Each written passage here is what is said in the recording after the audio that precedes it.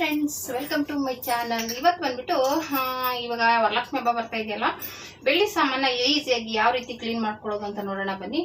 ನೋಡಿ, ಇಷ್ಟು ನಾನು ಕ್ಲೀನ್ ಮಾಡೋದು ತೊಗೊಂಡಿದ್ದೀನಿ. ಇದು ಬಂದ್ಬಿಟ್ಟು ಮನೇಲಿ ಯೂಸ್ ಮಾಡೋದು, ತುಂಬ ವರ್ಷ ಹಳೆಯದು ಇದು. ಓಕೆನಾ? ಇದು ಜಸ್ಟ್ ಇವಾಗ ತೊಗೊಂಡಿರುವಂಥದ್ದು, ರೀಸೆಂಟಾಗಿ ತೊಗೊಂಡಿರುವಂಥದ್ದು. ನಾನಂದರೆ ವರ್ಷ ಒಂದು ತೊಗೋತಾ ಇದ್ದೆ. ಇವಾಗ ಹೋದ ವರ್ಷ ಈ ವರ್ಷ ಏನು ತೊಗೊಳಕ್ಕಾಗಿಲ್ಲ, ರೇಟ್ ಜಾಸ್ತಿ ಆಗ್ಬಿಟ್ಟಿರೋ ಕಾರಣ ಏನು ತೊಗೊಳಕ್ಕಾಗ್ತಾ ಇಲ್ಲ.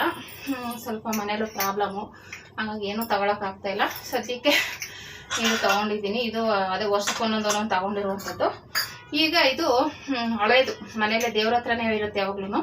ಇದು ಸ್ವಲ್ಪ ಇನ್ನೂ ಇದಾಗಿದೆ, ಕ್ಲೀನ್ ಮಾಡಬೇಕು. ಇವಾಗ ಇದನ್ನೆಲ್ಲನೂ ಒಂದು ಬಟ್ಟೆಲಿ ಒರೆಸ್ಕೊಳ್ಳೋಣ, ಒಂದು ಕಾಟನ್ ಬಟ್ಟೆಲಿ. ಇದನ್ನೆಲ್ಲನೂ ಈಗ ಒಂದು ಬಟ್ಟೆಲಿ ಒರೆಸ್ಕೊಂಡ್ಬಿಡೋಣ. ಓಕೆನಾ? ಈ ಒಳಗಡೆ ಕುಂಕುಮ ಎಲ್ಲ ಅಂಟ್ಕೊಂಡಿರೋದು ಅದೆಲ್ಲನೂ ಈ ಥರ ನೀಟಾಗಿ ಒರೆಸ್ಕೊಂಡ್ಬಿಡೋಣ. ಕುಂಕುಮ, ಅರಿಶಿನ ಇದೇನಿದ್ರು ನಾನು ವರಲಕ್ಷ್ಮಿ ಹಬ್ಬದ ದಿನ ಮಾತ್ರ ಇಡೋದು, ಬೇರೆ ದಿನ ಎಲ್ಲ ಇಡಕ್ಕೆ ಹೋಗಲ್ಲ. ಇದನ್ನ ಮಾಮೂಲಿ ಆಯ್ತು ಪೂಜೆಲಿ ಹಳೆ ಇದ್ದಿದ್ದು ಹಳೇದು, ಇದು ಹಳೇದು. ಇದೆಲ್ಲ ಹೊಸದಾಗಿ ಒಂದೊಂದು ವರ್ಷಕ್ಕೊಂದೊಂದು ತಗೊಂಡಿರುವಂಥದ್ದು ನಾನು. ನೋಡಿ, ಈ ರೀತಿ ಫಸ್ಟ್ ಕ್ಲೀನ್ ಮಾಡ್ಕೊಂಬಿಡೋಣ. ಏನು ಗಲೀಜಿರಲ್ಲ, ಇವೆಲ್ಲ ರೀಸೆಂಟಾಗಿ ಇದು ಮಾಡಿರೋದ್ರಿಂದ ಗಲೀಜಿರಲ್ಲ. ಇದು ಮಾತ್ರ ಸ್ವಲ್ಪ ಗಲೀಜಿದೆ. ಇದೊಂದು ಮನೇಲೆ ಯೂಸ್ ಮಾಡ್ತೀವಲ್ಲ ಅದು. ಓಕೆ, ಇನ್ನು ಇದೆಲ್ಲ ಏನೂ ಇಲ್ಲ. ಮತ್ತು ಇದು ಅಷ್ಟೇ ಹಂಗೂ ಸಿಕ್ಕೈತೆ, ಆದ್ರೂ ಸ್ವಲ್ಪ ನಾವು ಅರಶಿನ ಎಲ್ಲ ಮುಖಕ್ಕೆಲ್ಲ ಹಚ್ತೀವಲ್ಲ, ಹಂಗಾಗಿ ಸ್ವಲ್ಪ ಅಡುಗೆ ಸೋಡಾ ಹಾಕೋತೀನಿ. ಅಂದರೆ 2 ಸ್ಪೂನ್ ಅಷ್ಟು ಹಾಕೊಳ್ಳಿ. ಓಕೆನಾ? ಇದು ಆಮೇಲೆ ಇನ್ನೊಂದು, ಇದು ಬಿಸಿ ನೀರು. ಓಕೆನಾ? ನೀವು ನೋಡ್ತಾ ಇರ್ಬೋದು, ಸ್ವಲ್ಪ ಇದು ಬಿಸಿ ಮಾಡಿರೋ ನೀರು. ಓಕೆನಾ? ಬಿಸಿ ನೀರು ತಗೊಳ್ಳಿ. ಸ್ವಲ್ಪ ಬಿಸಿ ಆದರೆ ಎಣ್ಣೆ ಜಿಡ್ಡೆಲ್ಲ ನೀಟಾಗಿ ಬಿಡುತ್ತೆ. ನೋಡಿ, ಇದು ಅಡುಗೆ ಸೋಡಾ, ಇದು 2 ಮುಚ್ಚಳ ಹಾಕಿದ್ದೀನಿ. ಓಕೆನಾ? ಇದಕ್ಕೆ ಸ್ವಲ್ಪ ಇದು ಲಿಕ್ವಿಡ್, ಇದೇನಂತಾರೆ, ಇದು ಪಾತ್ರೆ ತೊಳೆಯೋದು ಬರುತ್ತಲ್ಲ, ಆ ಲಿಕ್ವಿಡ್ ಹಾಕ್ತಾ ಇದ್ದೀನಿ ಸ್ವಲ್ಪ. ಯಾಕೆಂದರೆ ಇದು ಎಣ್ಣೆ ಜಿಡ್ಡೆಲ್ಲ ಇರುತ್ತಲ್ಲ, ಅದಕ್ಕೋಸ್ಕರ. ಓಕೆನಾ? ಹಾಕೊಳ್ಳಿ. ಮತ್ತೆ ಇದು ಈ ರೀತಿ ಮಿಕ್ಸ್ ಮಾಡ್ಕೊಳ್ಳೋಣ.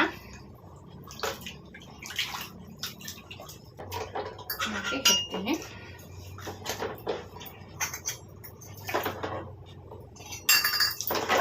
ಈ ಥರ ಇಷ್ಟೇನೆ. ಒಂದು 5 ನಿಮಿಷ ಬಿಟ್ಬಿಡಿ.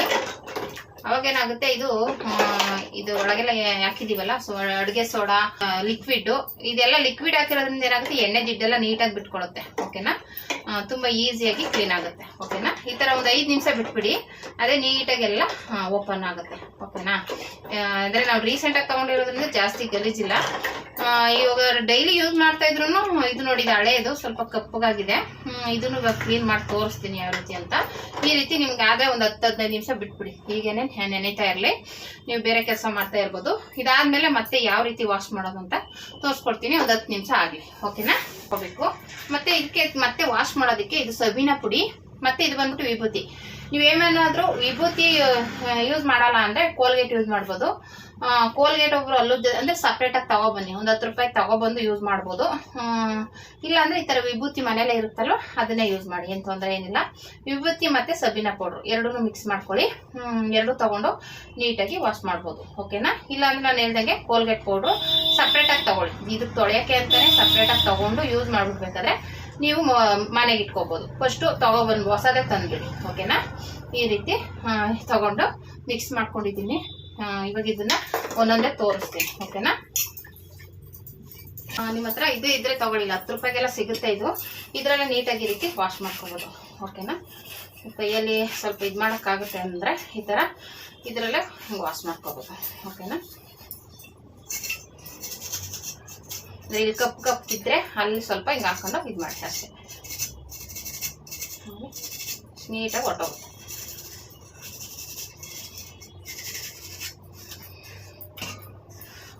ಅಂದರೆ ಬಿಸಿನೀರಲ್ಲೆಲ್ಲ ಇದು ಮಾಡಿರ್ತೀವಲ್ಲ, ಹಂಗಾಗಿ ನಿಮಗೆ ನೀಟಾಗಿ ಹೋಗುತ್ತೆ. ಓಕೆನಾ? ಇಲ್ಲೆಲ್ಲ ಸ್ವಲ್ಪ ಸಂದಿಲಿ ಒಂಚೂರು ಇದಾಗಿ ಉಜ್ಜಿ ಅಷ್ಟೇ. ಇದು ಅಷ್ಟೇ.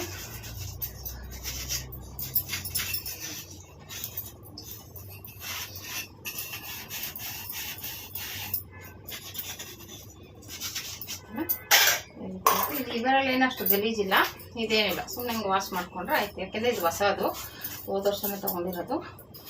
ಸುಮ್ಮನೆ ಹಿಂಗೆ ವಾಶ್ ಮಾಡಿಕೊಂಡ್ರೆ ಸಾಕು. ಓಕೆನಾ? ಅಷ್ಟೇ.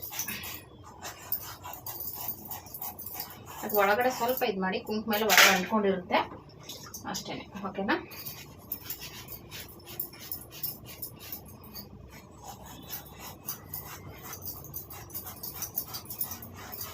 ಈ ಥರ ನೀವೆಲ್ಲನೂ ಉಜ್ಕೊಳ್ಳೋ ಅಷ್ಟರಲ್ಲಿ ಎಲ್ಲ ನೆನೆಯುತ್ತೆ. ಈ ಥರ ಬ್ರಷ್ ಎಲ್ಲ ನೀವು ಉಜ್ಕೋಬೋದು, ಇಲ್ಲ ಈ ಥರ ಎಲ್ಲ ಆದರೂ ಉಜ್ಕೋಬೋದು. ಓಕೆನಾ?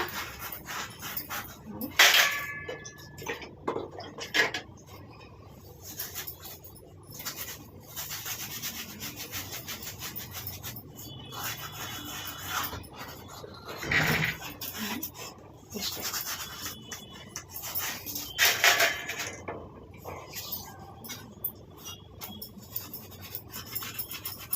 ಇದು ಅಂದರೆ ಈ ಸೈಡಲ್ಲಿ ಸ್ವಲ್ಪ ಕುಂಕುಮಲ್ಲಿ ಅಂಟ್ಕೊಂಡಿರುತ್ತೆ, ಅದು ಸ್ವಲ್ಪ ಇದು ಮಾಡಿ ಅಷ್ಟೇ. ಇನ್ನೆಲ್ಲೂ ಇದಾಗಿರಲ್ಲ, ಇದು ಸ್ವಲ್ಪ ಸೈಡಲ್ಲೇ ಇದು ಮಾಡ್ಕೊಳ್ಳಿ ಅಷ್ಟೇ.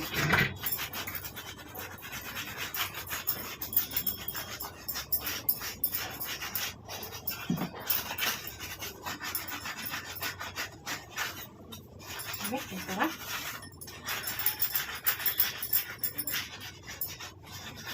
ಇದ್ರೆ ಮಾತ್ರ ಈ ಥರ ಸ್ವಲ್ಪ ಉಜ್ಜಿ, ಇಲ್ಲಾಂದ್ರೆ ಏನು ಉಜ್ಜ ಅವಶ್ಯಕತೆ ಇರಲ್ಲ. ಕಪ್ಪಗಾಗಿದ್ರೆ ಸ್ವಲ್ಪ ಉಜ್ಕೋಬೇಕಾಗುತ್ತೆ, ಯಾಕಂದ್ರೆ ಅದು ಕಪ್ಪಗಾಗಿರುತ್ತಲ್ಲ, ಸ್ವಲ್ಪ ಹಿಂಗೆ ಉಜ್ಜಿ ನೀಟ್ ಮಾಡ್ಕೋಬೇಕು ಅಷ್ಟೇ. ಕಪ್ಪಗಾಗಿದೆಯಲ್ಲ ಸ್ವಲ್ಪ ಚೆನ್ನಾಗಿ ಉಜ್ಜಬೇಕಾಗುತ್ತೆ ಇದನ್ನ.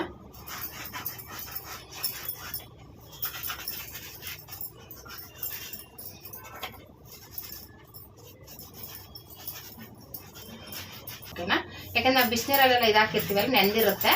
ನೀವು ಈಗ ಸ್ವಲ್ಪ ಫ್ರೆಶ್ ಮಾಡಿ ಉಜ್ಜಿಬಿಟ್ರೆ ನೀಟಾಗಿ ಗಲೀಜೆಲ್ಲ ಹೋಗುತ್ತೆ. ಓಕೆನಾ? ಇದು ನಾವು ದೇವ್ರ ಸಾಮಾನೆಲ್ಲ ತೊಳಿತಾ ಇರ್ತೀವಿ, ಆದ್ರೂ ಬೇಗ ಈಚೆನೆ ಇಟ್ಟಿರ್ತೀವಲ್ಲ, ಹಂಗಾಗಿ ಸ್ವಲ್ಪ ಕಪ್ಪಗಾಗ್ಬಿಡುತ್ತೆ ಬೇಗ.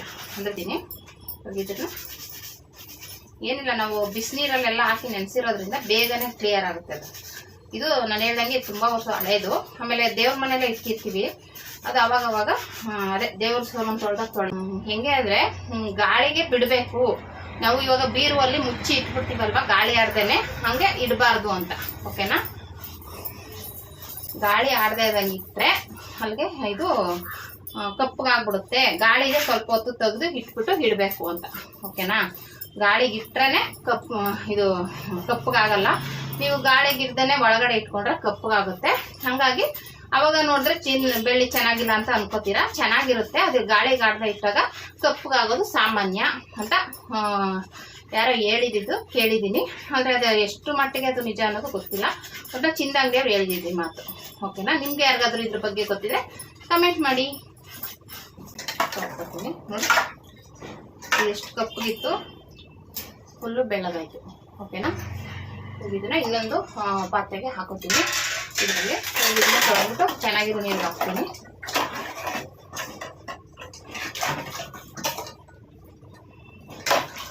ಮಾತ್ರ ನಾವು ಫಂಕ್ಷನ್ಗಳಲ್ಲಿ ಇವಾಗ ಆಯುಧ ಪೂಜೆಲೆಲ್ಲ ತೆಗಿತೀನಿ. ಇನ್ನು ಮಿಕ್ಕಿದ್ದು ಮುಖವಾಡ, ದೀಪ ಎಲ್ಲ ಇಡ್ತೀನಿ.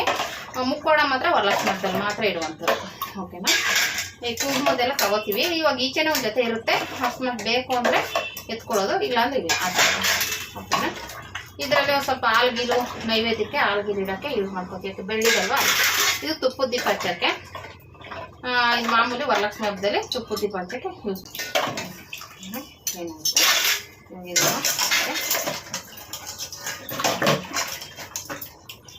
ಏನಾದರೂ ನಿಮಗೆ ಎಲ್ಲಾದರೂ ಹಿಂಗೆ ಹೋಗ್ಕೊಂಡಿದ್ರೆ ಈ ಥರ ಬ್ರಷಲ್ಲಿ ಉಜ್ಕೊಳ್ಳಿ. ಅದು ಒಳಗಡೆಗೆ ಕೈ ಎಲ್ಲ ತೋರ್ಸೋಕ್ಕಾಗಲ್ಲ, ಈ ಥರ ಬ್ರಷಲ್ಲಿ ಆದರೆ ನೀಟಾಗಿ ಹೋಗುತ್ತೆ. ಓಕೆನಾ? ಈ ಸಂದಿಲಿ ಮಾತ್ರ ಈ ಥರ ಸಂದಿಲಿ ಏನಾದ್ರು ಕೊಳೆ ಇದ್ದರೆ ನೀಟಾಗಿ ಹೋಗುತ್ತೆ. ಅಂದರೆ ನಾನು ಇದು ಹೊಸ ಬ್ರಷೇ ಯೂಸ್ ಮಾಡ್ತಾ ಇರೋದು. ನೀವು ಅಷ್ಟೇ ಹೊಸದೇ ಯೂಸ್ ಮಾಡಿ, 10 ರೂಪಾಯಿ ಎಲ್ಲ ಸಿಗುತ್ತೆ, ತೊಗೊಬಂದ್ಬಿಟ್ಟು ಅದು ಯೂಸ್ ಮಾಡಿ ಆಮೇಲೆ ಮನೆಗೆ ಯೂಸ್ ಮಾಡ್ಕೊಳ್ಳಿ. ತೊಳೆದು ಇಟ್ಕೊಳ್ಳೋಣ, ನೀರೆಲ್ಲ ತೊಳ್ಕೊಳ್ಳಿ ಅಂತ ಅಷ್ಟೇ.